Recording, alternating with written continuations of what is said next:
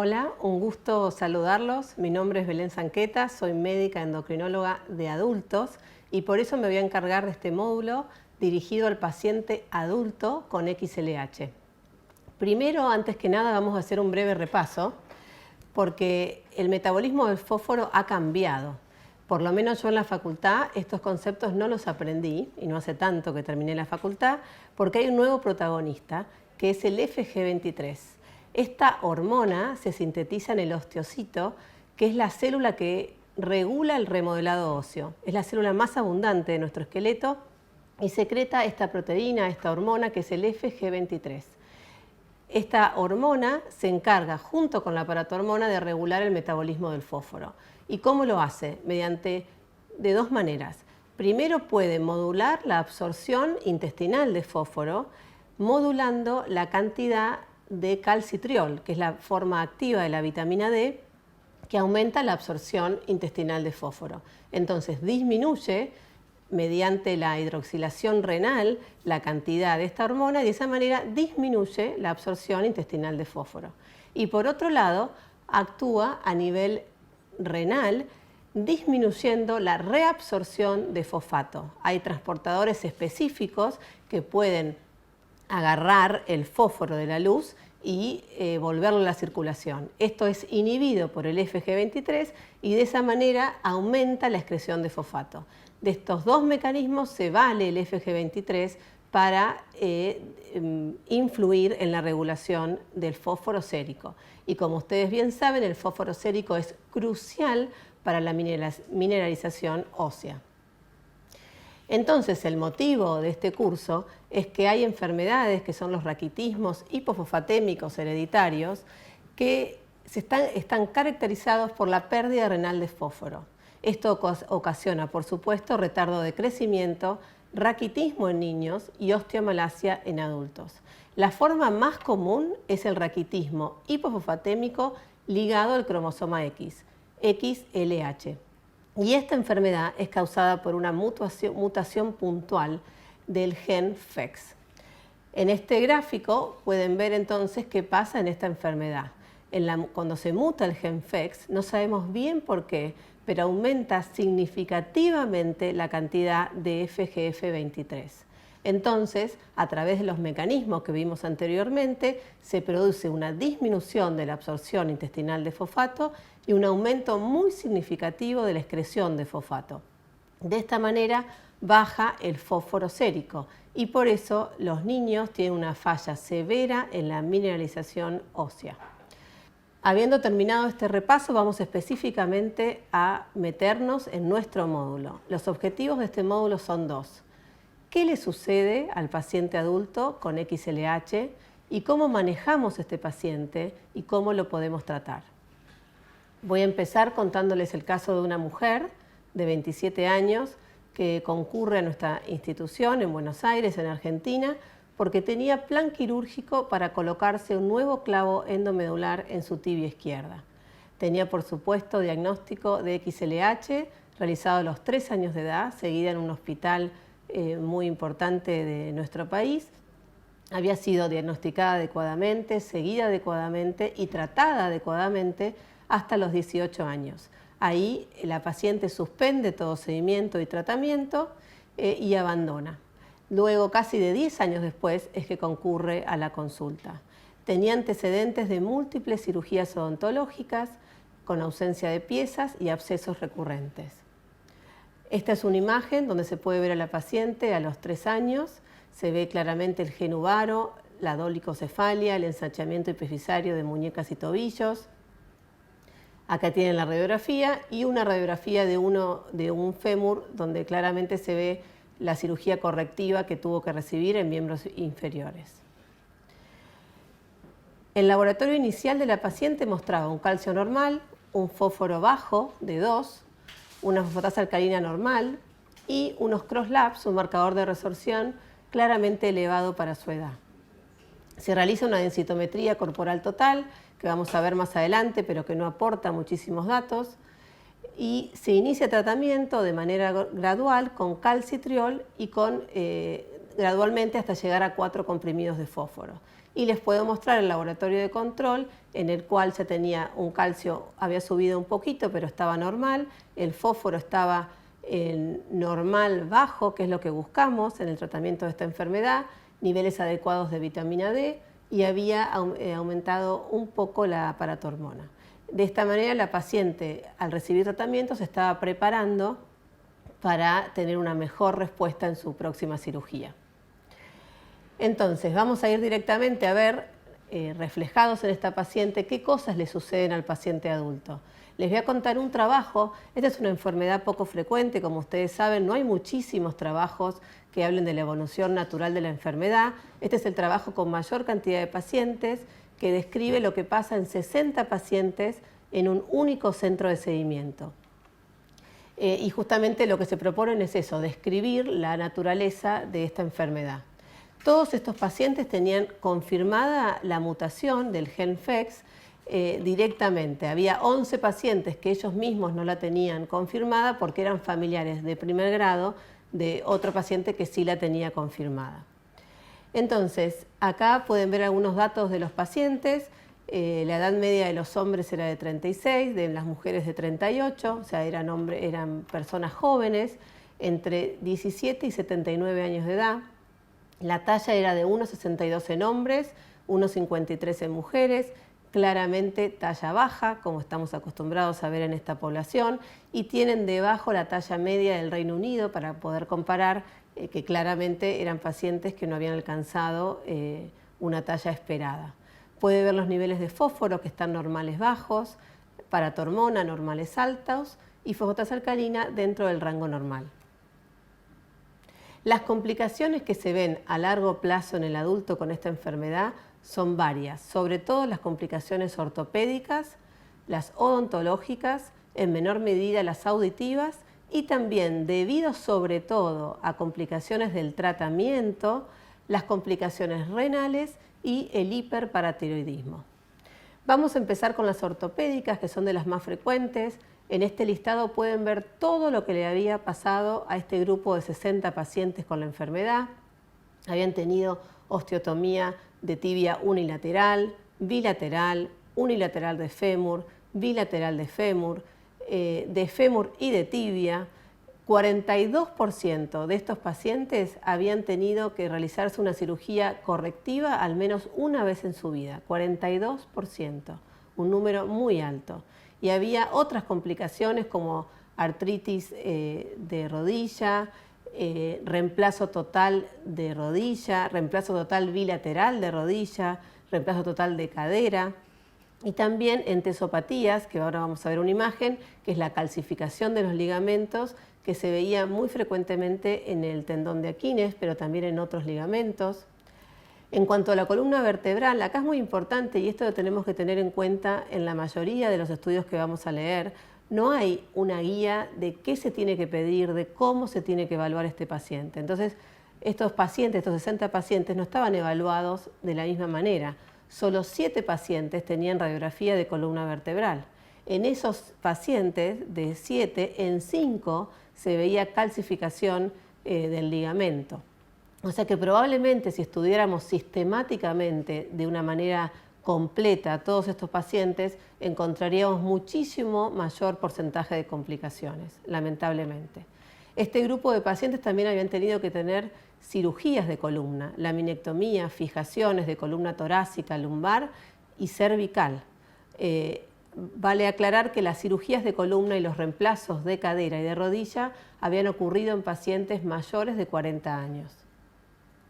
Acá en estas imágenes pueden ver primero en la imagen más grande una fractura en un miembro inferior ya operado, en el que se puede ver claramente en el fémur la artrosis que ya se evidencia y se puede ver una fractura transversal de cortical a cortical.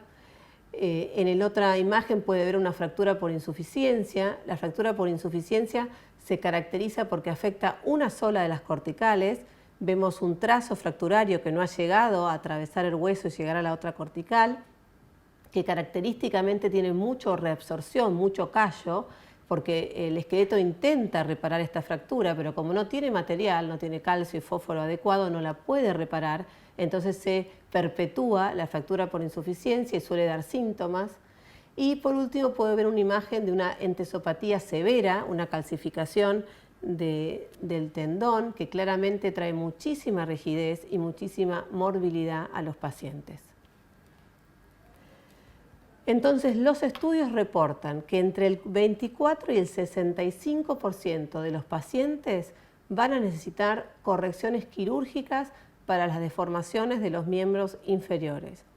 Más de la mitad de los pacientes van a tener que ser intervenidos una o más veces para corregir la deformidad de sus miembros. Pasando a las complicaciones odontológicas, 37 pacientes, o sea 63%, tuvieron al menos alguna complicación. Las más frecuentes fueron caries, enfermedad periodontal y caída de piezas.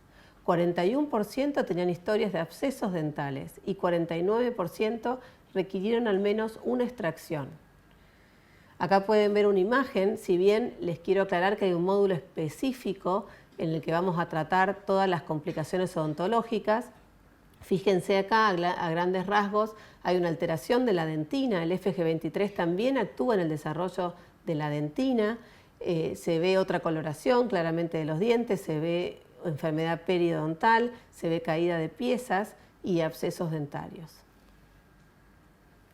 Pasando a las complicaciones auditivas, nuevamente lo mismo, no se evalúa a todos los pacientes con audiometría para cuantificar la pérdida o no de la audición. En este grupo de pacientes se documentó en 8 pacientes formalmente la pérdida de la audición y era predominantemente sensorial, pero también había en 3 pacientes componente conductivo. Y pasando a las complicaciones renales, 38 pacientes que se hicieron una ecografía, nuevamente no se hicieron ecografía en todos los pacientes, se documentó nefrocalcinosis en 42%. Esto es sobre todo por el tratamiento, estos pacientes reciben calcitriol y fósforo y esto se cree que sobre todo es por la nefrocalcinosis es debida a complicación del tratamiento. Y también en relación a esto, 3 pacientes, 2 pacientes jóvenes de 16 y 23 años y un hombre de 69 tuvieron que ser operados por un hiperparatiroidismo con hipercalcemia persistente. Entonces hemos visto un pantallazo no muy alentador de lo que sucede en los pacientes adultos con esta enfermedad y vamos a pasar al otro objetivo del módulo, que es el manejo y el tratamiento de estos pacientes. Bueno, ¿cómo deberíamos entonces evaluar estos pacientes? Al menos en el mundo ideal, en el mundo académico, deberíamos justamente, teniendo en cuenta las complicaciones que tienen, evaluarlos de una manera multidisciplinaria.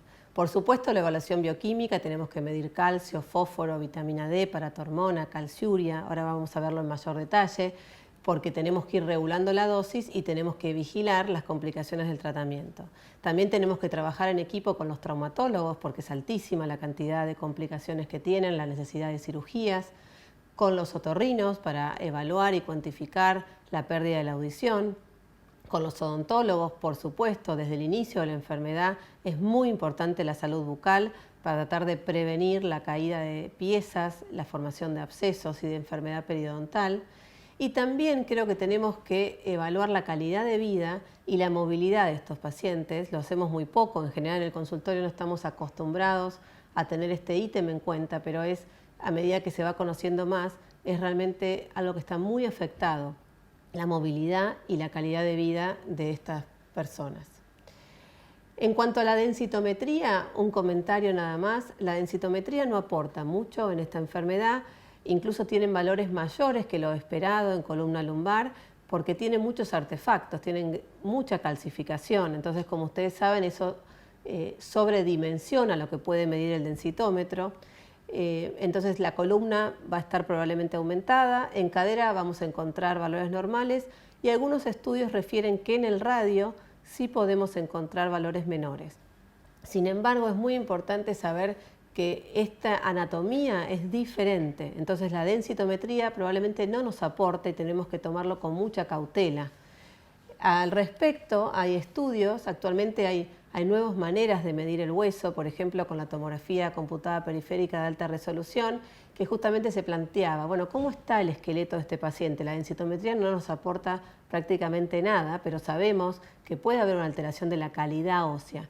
Entonces, este trabajo mide la geometría, la densidad volumétrica, la arquitectura, y también estima la resistencia ósea en un grupo de pacientes adultos con XLH, y es muy interesante lo que encuentran porque la resistencia está conservada, aunque hay un impacto negativo, aunque la forma del hueso está alterada, tienen menor densidad, tienen menor número de trabéculas. Hacer huesos de mayor diámetro, huesos más anchos, de esta manera equiparan el efecto negativo y pareciera que conservan una resistencia ósea. Este trabajo es más extenso, es muy interesante si lo quieren leer con mayor detenimiento.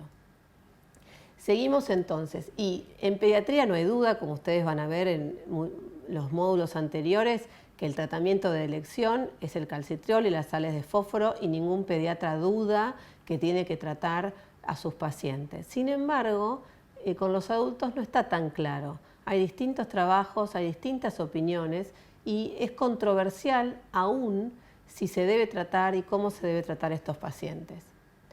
Pero de alguna cosa estamos seguros. Acá les puse una guía, hay muy pocas guías, por supuesto, de manejo de una enfermedad tan rara, pero una de las guías y un acuerdo en general habla de que hay que tratar al paciente adulto que tenga dolor esquelético, que hay que tratar al paciente adulto que tenga evidencia de osteomalacia, por ejemplo, con fosfatasa alcalina elevada. Hay que tratar al paciente cuando sea fracturado para ayudarlo a consolidar la fractura. Y también, como veíamos en la paciente primera que les conté, hay que tratar al paciente que está en plan quirúrgico, porque se sabe que la respuesta a la cirugía es muchísimo mejor. Y bueno, cuando lo tratamos, aparte, este es un estudio reciente, les quiero contar que los odontólogos han reportado que el fósforo y la vitamina D pueden prevenir la periodontitis ligada a esta enfermedad.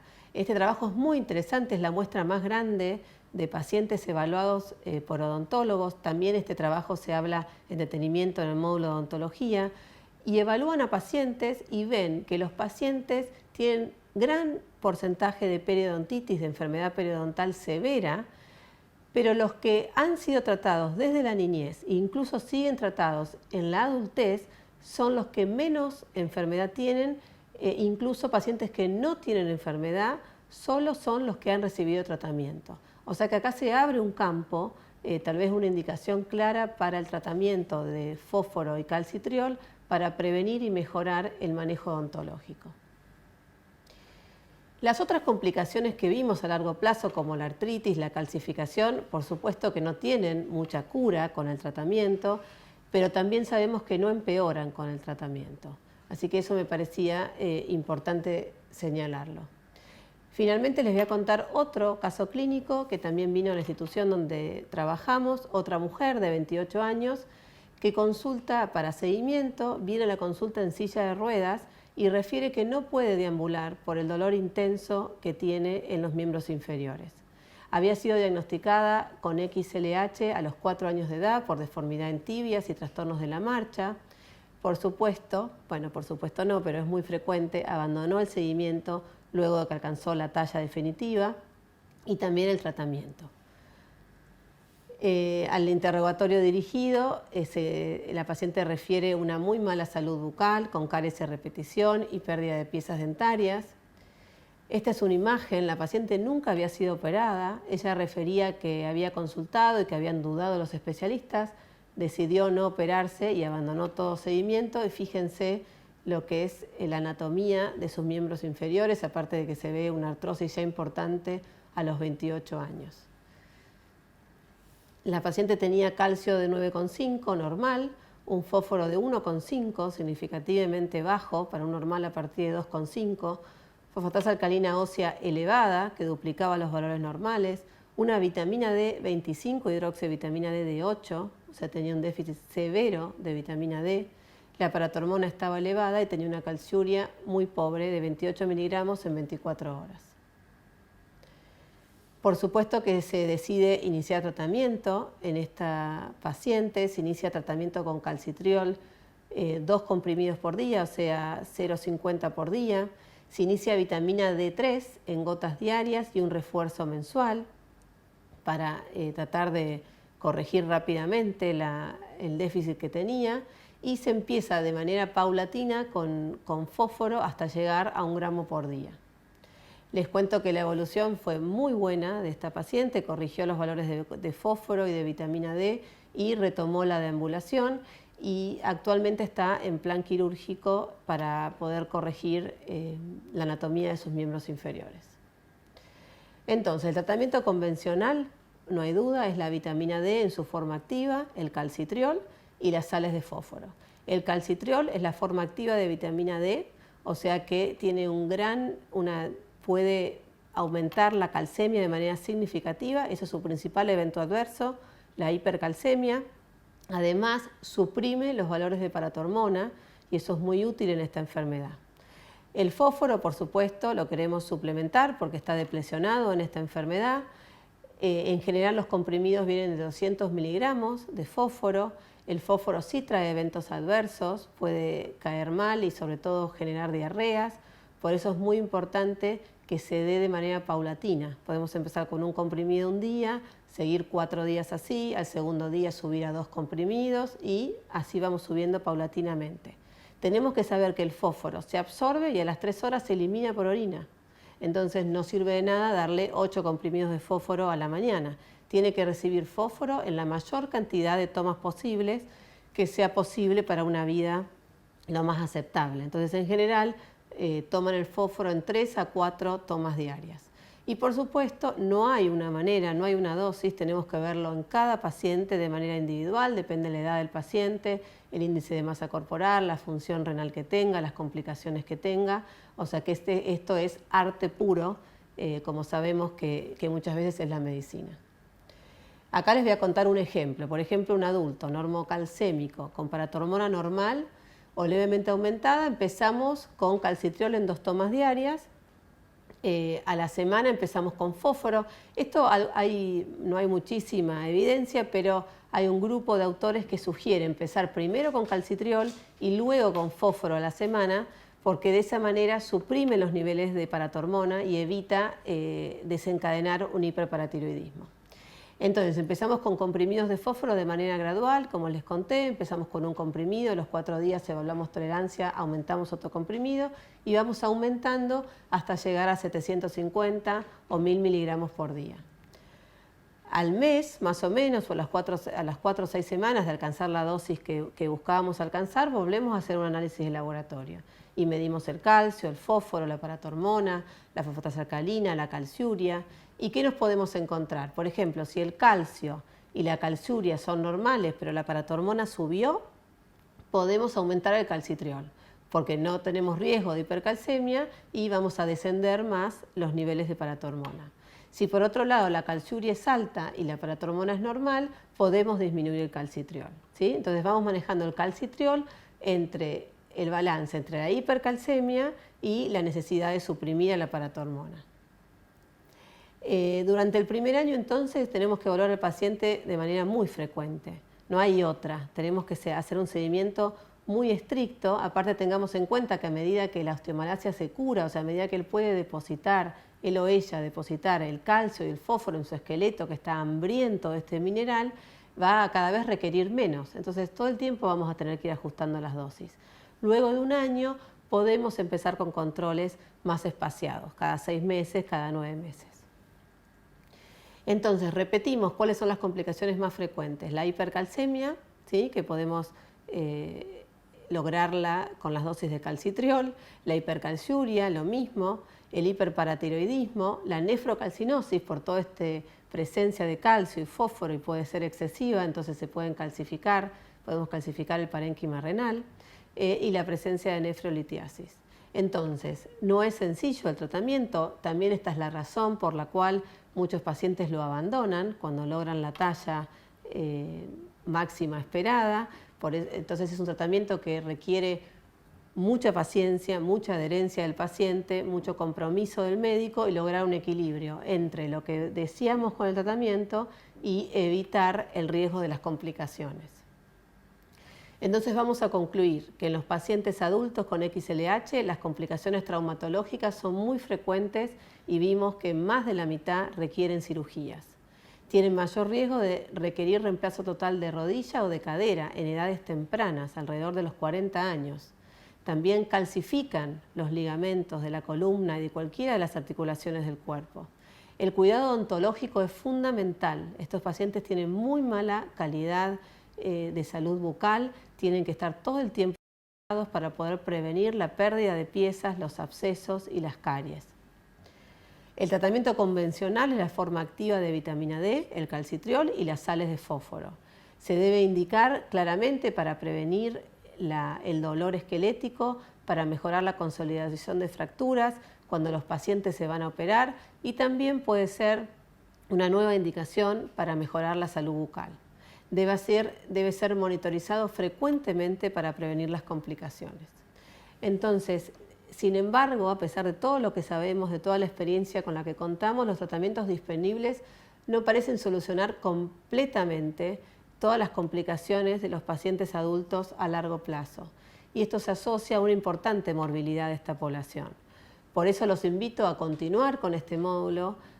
Les adelanto que hay un nuevo tratamiento potencial que puede ser muy útil para mejorar la calidad de vida de esta población, que es un anticuerpo contra el FG23, así que los invito a continuar con el curso. De mi parte les agradezco mucho la atención y los saludo atentamente.